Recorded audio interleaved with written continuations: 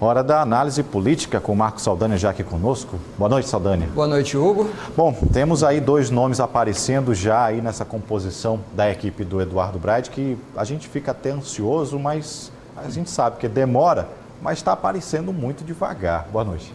Boa noite, Hugo. Boa noite você aí de casa. Olha, Hugo, antes de analisar aí essas indicações do prefeito, a gente dizia que a eleição de 2020, a 2022 engoliu 2020. Então imagina, agora que acabou a eleição de 2020, 2022 se impõe. O que isso tem a ver com as indicações do Braide?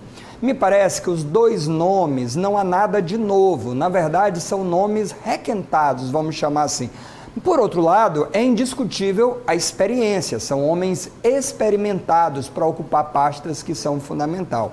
O Simão Sirineu, por exemplo, ele já esteve com o governo Zé Reinaldo e como uma herança ainda do governo da Rosiana Sarney. E o Azzolini também já esteve no governo Rosiana Sarney. A gente lembra que o DEM, o PDT e, sobretudo, o MDB compuseram essa chapa junto com o Braide. Então, a gente não sabe até que ponto essas indicações e esse governo que vai se compondo, ele significa um entendimento de que o povo quer de novo o grupo Sarney, ou não necessariamente com o Sarney, mas com esses elementos que formaram o grupo Sarney, ou seja, é a volta desse grupo a pedido da população, e é isso que o Braide teria entendido, ou se na verdade não é nada disso, né? O Braide está apostando na experiência, independente do grupo, mas ele vai ditar as normas, ele vai ditar a regra, ou seja, não é necessariamente uma indicação do pessoal do grupo,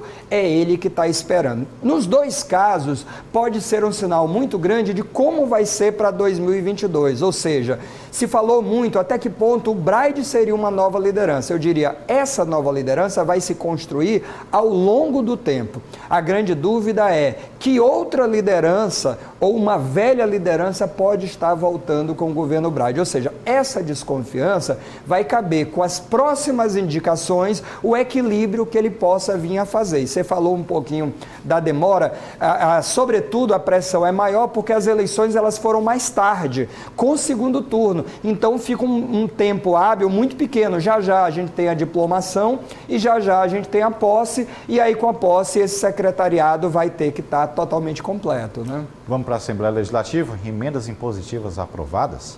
Pois é. Além da FAMEM, que a gente olhou ainda há pouco, os prefeitos, o senador Everton Rocha, que também é pré-candidato, a gente vê uma movimentação na Assembleia muito interessante, porque o presidente da casa é Otelino Neto. Essa lei dele, do Iglesias Moisés, ela simplesmente determina que os deputados estaduais eles terão direito a um pequeno valor do orçamento para poder aplicar nas emendas que passam a ser impositivas. O que é a emenda impositiva? A partir de agora, os 42 deputados terão acesso direto a essas emendas sem necessariamente depender da aprovação do governador. O que se discutia muito é que geralmente no jogo político, situação e oposição desfrutavam de formas diferentes. Quando o governo era Rosiana, por exemplo, os deputados da oposição não recebiam. Aconteceu o inverso no governo Flávio Dino. Os apoiadores tinham direito às emendas, a oposição não.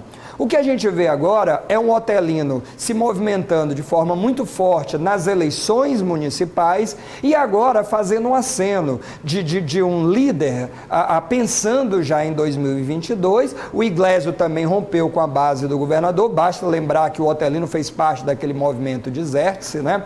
E aí, a partir de agora, o deputado vai poder pegar um valor da emenda e aplicar com obras em algum município. Qual é a minha preocupação em relação a isso? Eles costumam dizer que é uma espécie de divisão de poder, quando, na verdade, um compartilhamento. A minha preocupação é, isso não corresponde nem a 1% do orçamento, ou seja, você não resolve nenhum problema.